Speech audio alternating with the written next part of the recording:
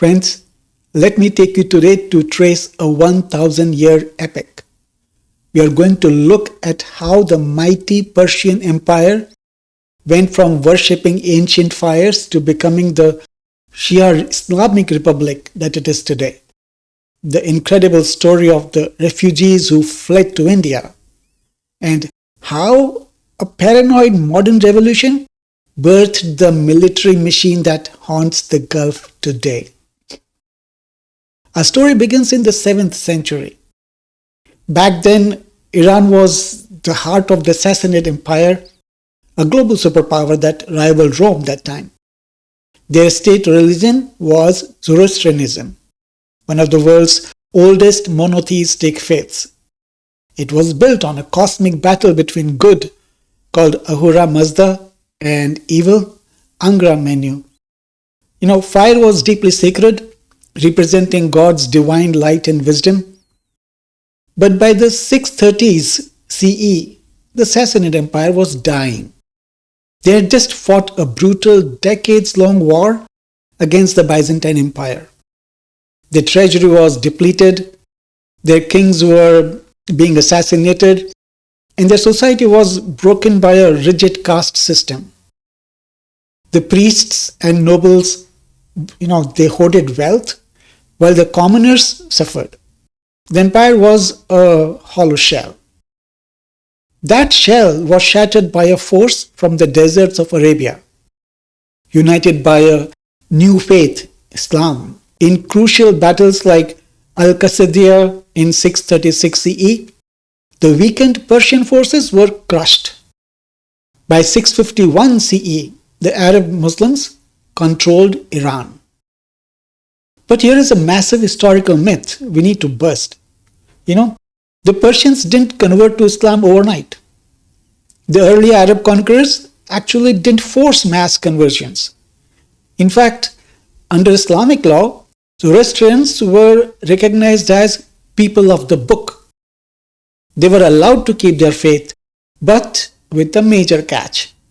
They had to pay a special protection tax called the jizya.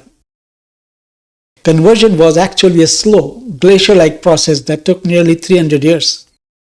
And it happened for 3 reasons basically. One was this jizya tax that I just mentioned about. This tax was heavy. Converting to Islam was a quick way for poor farmers to get a tax break. Then there was social mobility cause. Islam offered a more egalitarian system compared to the old Persian caste system. And of course, then there is money. To do business with the new Arab ruling class in the cities, adopting their religion was just good business sense. But interestingly, the Persians didn't just accept Arab culture, they infiltrated it. They Persianized Islam. They kept their language, the New Year festival, Nowruz, and became the brilliant scholars, scientists, and poets that drove the Islamic Golden Age. But not everyone was converted. As centuries passed, the early tolerance faded into systemic oppression. Fire temples were destroyed, the jizya tax became ruinous. Between the 8th and the 10th centuries, a dedicated group of Zoroastrians made a desperate choice. They packed their sacred fires and fled across the Arabian Sea. They landed in Gujarat, India. These refugees became known as the Parsis.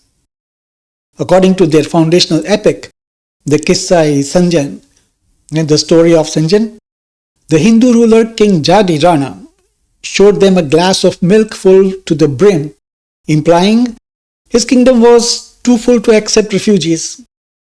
The Parsi priest responded by dissolving sugar into the milk without spilling a drop, promising they would sweeten the local culture without displacing it. And the Parsis kept that promise, eventually producing some of India's greatest nation builders, like the founders of the Tata and Godrej empires. The Zoroastrians who did not or could not flee, the following centuries were marked by severe marginalization and survival against massive odds. As the major cities of Iran became thoroughly Islamicized, The remaining Zoroastrians were pushed out of fertile lands and trade hubs. They retreated to the harsh, remote desert cities of Yazd and Kerman in central Iran. The isolation of these deserts provided a natural geographical shield against constant persecution. Remember how the Safavid dynasty in 1501 forcefully converted Iran to Shia Islam to counter the Ottomans? This was a disaster for the remaining Zoroastrians. They were officially branded with the derogatory term Gabr, that means infidel. They were forced to wear distinct, brightly colored clothing so they could be easily identified and mocked in public. And they were forbidden from riding horses, building wind catches, which actually was essential for cooling desert homes, or engaging in trades that involved handling food, as they were deemed ritually impure. Then periodic massacres and forced conversions further decimated their numbers. By the 1800s, the Zoroastrians left in Iran were living in abject poverty and facing extinction. In a fascinating twist of history, the Parsis of India, who had by now become incredibly wealthy and influential under the British Raj, they learned of the horrific conditions of their ancestors in Iran. The Indian Parsis formed the Amelioration Society and dispatched an emissary, Manikji Limji Hataria, to Iran. Through intense lobbying, financial pressure, and diplomacy by the Indian Parsis, the Iranian ruler finally abolished the oppressive jizya tax on Zoroastrians in 1882. Today, only a tiny fraction of Zoroastrians remain in Iran, estimated between 15,000 to 25,000. While they are officially recognized as a religious minority, with one reserved seat in the Iranian parliament, they still face systemic discrimination and restrictions on holding high government or military office. Now, let's look at another massive turning point. For its first 800 years under Islam, Iran was mostly Sunni. So why is Iran the center of Shia Islam today? Enter the 1501 in the Safavid dynasty. The new Iranian ruler, Shah Ismail I, had a major geopolitical problem. Right next door was the mighty Ottoman Empire, a fiercely Sunni superpower that wanted to absorb Iran. To prevent this, Shah Ismail made a radical, brutal move. He declared 12-ver Shia Islam as the official state religion and forced the entire population to convert.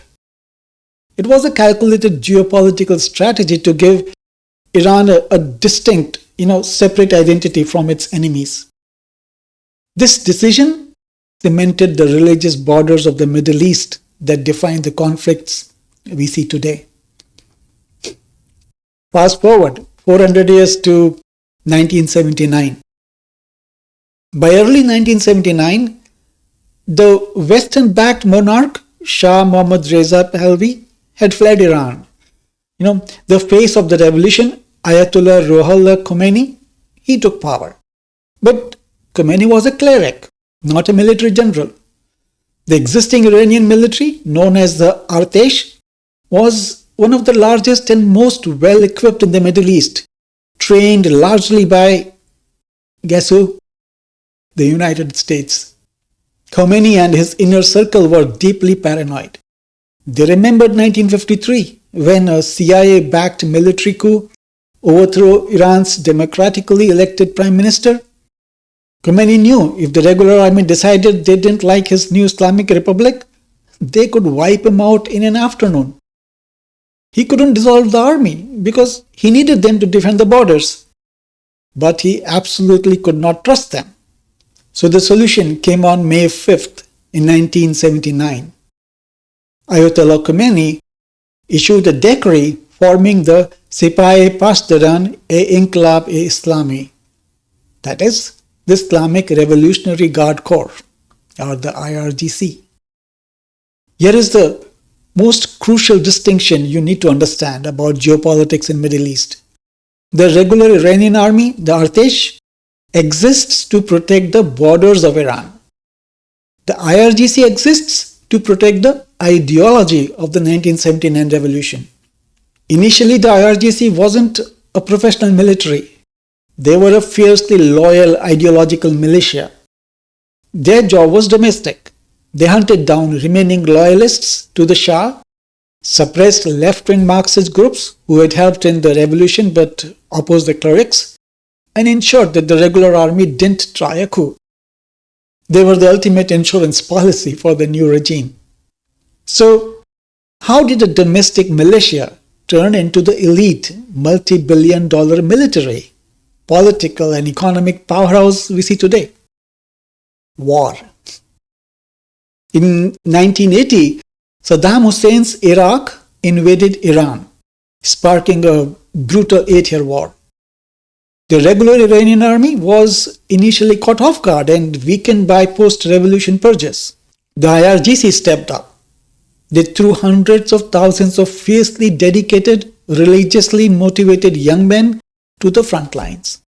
They learned modern warfare through absolute trial by fire. By the end of the war in 1988, the IRGC had developed its own army, its own navy, its own air force, and its own intelligence wing. They walked into the war as street militias. They walked out as a parallel state.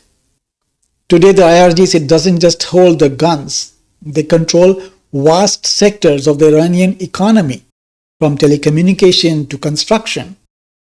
And they export their ideology across the Middle East through their elite foreign operations unit, the Quds Force.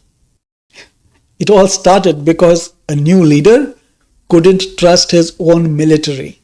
Friends, history isn't just something that happened in the past. It is the invisible force writing the headlines of today.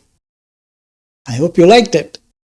So please hit that like button and share the video and subscribe for more stories that somehow impact us. This is Bharat Leads. Jai Hind.